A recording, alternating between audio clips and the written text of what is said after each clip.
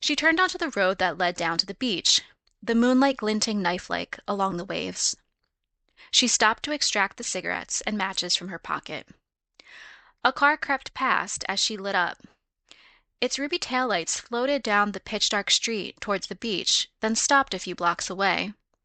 Undoubtedly, it was a couple taking a moment to kiss in front of the view, she thought wistfully. She'd chosen the What Is Love cassette single as her soundtrack tonight. There was something both urgent and melancholy about the synths that gave her a fluttery, longing feeling. She imagined a stranger approaching from across a smoky dance floor, his motion slashed by strobe lights, pressing a pill onto her tongue. She balanced the cigarette between her lips, pressed play, and pushed off, gaining speed as she coasted down the hill, feeling like a bird flying towards the water. In the instant she reached the idling car, the passenger door flew open and a man jumped out, grabbing the back of Severine's dress and tearing her from her bike. It felt like being swallowed backwards into a black hole, overpowering, confusing, terrifying. The bike continued a few meters like it was running for help before careening on its side and skidding into the bushes. Severine's head knocked against the man's, that unmistakable shock of bone on bone. In this moment, everything that had seemed so slow and accidental became chilling and real. A man's body pressed against hers, his arms coiled around her ribcage. She began to scream, the sound scorching her throat. She bucked her legs and beat her fists against the man's thighs. She felt possessed by some savage, essential force, a fear that had its own intelligence. A second man wearing a ski mask appeared in the faint red glow of the taillights with a roll of duct tape. With shaking hands, he forced a rag into her mouth, his fingernails grazing her palate. Reflexively, she gagged and bit down. The man cursed and slapped her full on the cheek. She had never been hit in her life. The shock of it was so intense that at first she felt nothing, then a fiery stinging spread across her face. "Relax, man," the person holding her reprimanded. There was a disconcerted note in his voice, like he didn't expect that kind of behavior from the guy who was now stuffing the rag back into her mouth and sealing it with tape. This time, she was too stupefied to resist. As he wound more tape around her wrists, he avoided her stare, as if ashamed. Then he tied the blindfold over her eyes. Where the fuck was JF? Hadn't he heard her screaming? She felt herself pulled upright by a formidable strength. The second man took her by the ankles, and they hauled her up like a trussed pig. The terror was paralyzing, yet at the same time, a part of her was able to see what was happening, as if watching a movie. The ski masks, the duct tape, how they were opening the trunk and dropping her inside, slamming the door, pulling away with a conspicuous squealing of wheels. It was exactly like some cliched action movie, the kind she considered too dumb to watch. Since her kidnapper had bound her hands in front of her, Séverine managed to peel the tape away from her mouth and remove the gag and blindfold. A strip of tape was stuck to her hair. On top of everything, she'd probably have to cut it out. At first she cried and shouted and kicked at the door with her one red espadrille. She must have lost its mate in the struggle. But as the car jostled along, stopping and starting and turning without warning, nausea roiled from gut to throat, and she vomited mojito. She lay tucked all the way back in the trunk, skin chafing on the coarse carpet, left cheekbone throbbing, avoiding the mess of bilious rum, trying and failing to dispel her claustrophobia. Over the next hour or so, Séverine managed to calm down and think more objectively. First, she determined this was an E. Fratelli job, not the Mafia. If she knew one thing about the Corsican Mafia, it was the best functioning bureaucracy on the island. To kidnap the daughter of the most powerful politician on the island, they'd hire Sardinian professionals. But these guys were amateurs, Séverine thought, as she bitted the silver tape around her wrists, not even tying them behind her back. That said, E. Fratelli had plenty of experience with kidnappings. Only 6 months ago, they'd taken the son of the owner of AC Ajaccio. Everyone knew the football club laundered money for E. Fratelli, but rumors began to circulate that the owner was skimming off the top. He paid 300,000 francs, and his son was returned the next day, after a night spent eating chips and playing Nintendo with his masked captors. But he wasn't a girl, Severine considered with a chill. Maybe it was that new group, Novi Patrioti, who'd announced their defection from I Fratelli on New Year's Day.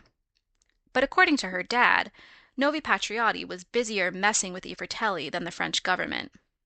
He said most of these militants were less concerned with independence than lining their pockets with extorted money they framed as a revolutionary tax, and acting like big shots. Surely, Severine's captors would hold her in some literal pigsty for the night, call her father demanding, in their eyes, an ungodly sum of money that her family wouldn't bat an eye withdrawing, and she'd be returned by morning. Maybe she'd even get a postponement on the back. Papa would see that the police apprehended these assholes mere hours after her release.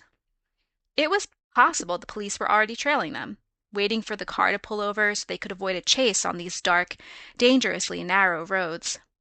Messing with the island's moneyed class was one thing, but kidnapping the prefect's daughter was another. They'd be made an example of. After what could have been 1 hour or 3, the car stopped and the engine turned off. Once they took her out of the trunk, she'd make a run for it, she decided. Heart pounding, she put the tape back over her mouth, sans gag, and retied the blindfold, positioning it so she could just see over it with one eye. The trunk leapt open with a hollow click. "Oh, Burke," a man said, recoiling from the stench of her vomit, which mortified her. He took her by the wrists and guided her out. "Swing your legs around. That's it," he said, pulling her upright. The ends of her hair were pasted to the skin of her back. It was puke, she realized, nauseated. She tentatively lowered her feet, one bare, one still wearing the red espadrille, until they touched the ground. He led her towards an idling vehicle just ahead. Its headlights scarcely penetrated the thick blackness of the night. It was so dark, she had no sense of which direction she should run with her one shoe. The air smelled of eucalyptus and thyme, no trace of salt, and it was cooler and less humid than by the coast. They must be up in the Maquis, the precipitous interior of the island, where boars ran wild. Séverine hadn't spent any time up here.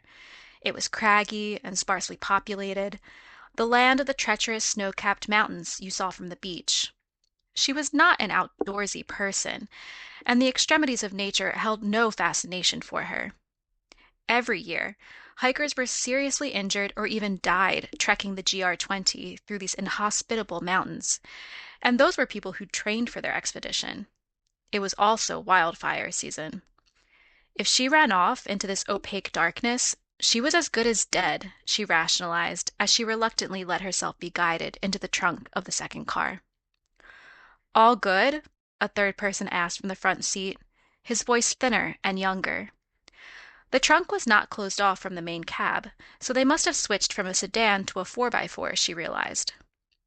After only a few minutes, the car turned and began shuddering back and forth, metal jangling violently.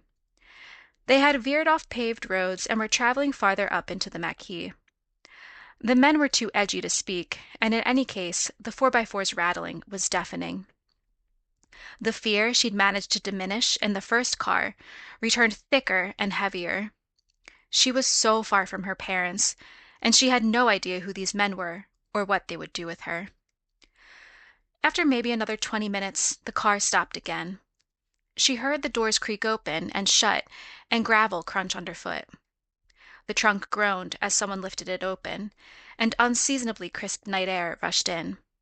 "Come on," the man who'd hit her said. Already she recognized his voice as different from the other two, his diction more precise and accent less Italianate. It was the voice of someone who hadn't spent his entire life on the island. He led her towards a cottage, dark save a slab of stone illuminated by a dingy light beside the front door. Around the house, shadowy patches of scrub and scraggly trees silhouetted black against the plum-colored sky. Entering the cottage meant resigning herself to their unknowable schemes. It meant having to wait for someone to save her. "Do I have to go inside?" she asked in a small voice, pressing her heels into the gravel. But the man only pulled her more forcefully. There was no other choice. The screen door whined open, and she was over the threshold. "She's covered in puke," said the third man, if you could call him that. He sounded like a teenage boy. I'd actually love a shower, Séverine piped up. Let's get something clear right now. You are not a guest. You are a prisoner of war, the man who'd hit her snapped. A prisoner of war? The pompousness, the delusion. These bored little boys ran around blowing up construction sites and shooting at each other and had the audacity to call it war. And now, Séverine was caught up in the crossfire of one of their stupid games. She's gonna stink up the whole place, argued the man who'd first grabbed her. The man who'd hit her hesitated. Make it quick, and straight to the closet afterwards. With a tentative hand hovering over her shoulder, the boy led her down a short hallway and through a door to her left. He flicked on the switch and dim orange light filtered through her blindfold. No one's watching me shower, prisoner of war or not, she spat. Out. What if you lock yourself inside? No, Bruno would lose it. Bruno, she interrupted him. He's the one in charge? The boy said nothing, just helped her step over the ledge of the tub and closed the shower door. Séverine took off her blindfold and draped her foul clothing over the door. The frosted glass distorted the boy's features, but she could tell he was tall, easily 1.9 meters, with a bleached buzz cut and protruding ears. It was as if a child's head rested atop an ungainly man's body. He was leaning against the sink, but unable to keep still, a nervous wreck. As for the room, it was tiny, covered in outdated peach tile. To her left was the closed door. To her right, a pebble-glass window the size of a pizza box. Small, but not so small she couldn't squeeze through. When she turned the taps, she noticed her hands shaking. She peed in the shower, appalling, but preferable to being monitored on the toilet. As she dragged a bar of streaked yellow soap across her sore skin, she thought how strange it was to perform such a quotidian act in this hostile place. She carefully recalled what had just happened to her. It was as if she'd somehow slipped into a parallel dimension.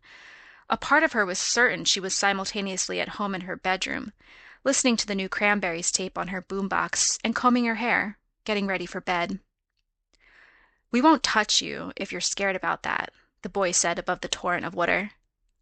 But you did touch me. Your boss there, Bruno, is it? Hit me in the face. He did?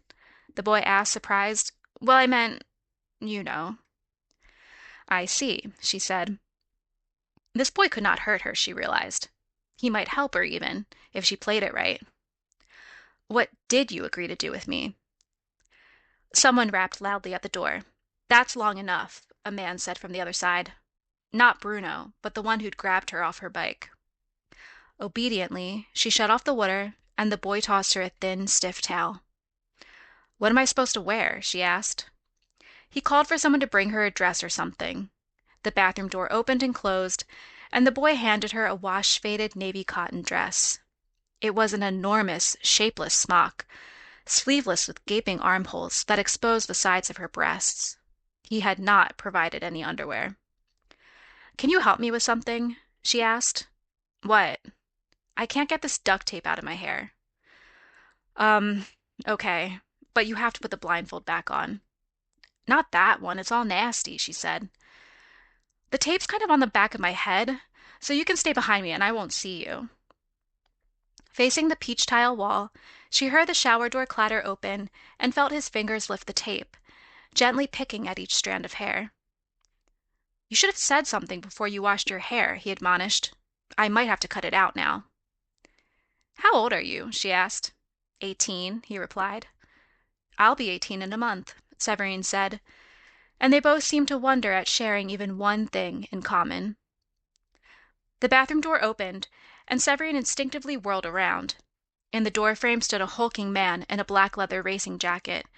His dark hair buzzed like the boy's, with a thick mouth and sunken eyes and the shadow of a unibrow. She saw the boy, too. Long blonde eyelashes, a crooked nose, and his bottom lip full and wet, a baby's pout. As soon as the man saw Séverine see him, he slammed the door shut. Why the fuck is her blindfold off? He barked. She was in the shower, the boy stammered.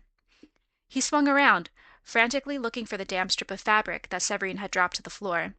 She crouched to pick it up and retied it herself. "It's on. I didn't see anything," she lied. The door burst open, and the man's rough hand grabbed Severine's wrist, pulled her from the humid bathroom, and pinned her against the hallway wall. A cold and heavy metal object pressed against her chest. Without ever having been in such proximity to a gun, she recognized it immediately. Its heaviness seemed more than a material property. Its awful potential burdened it with weight like a body. For the first time in her short life, she realized how delicate and uninsured her existence was. It was stupid, absurd, how impermanent she was, how this little machine could extinguish her with a twitch of a finger.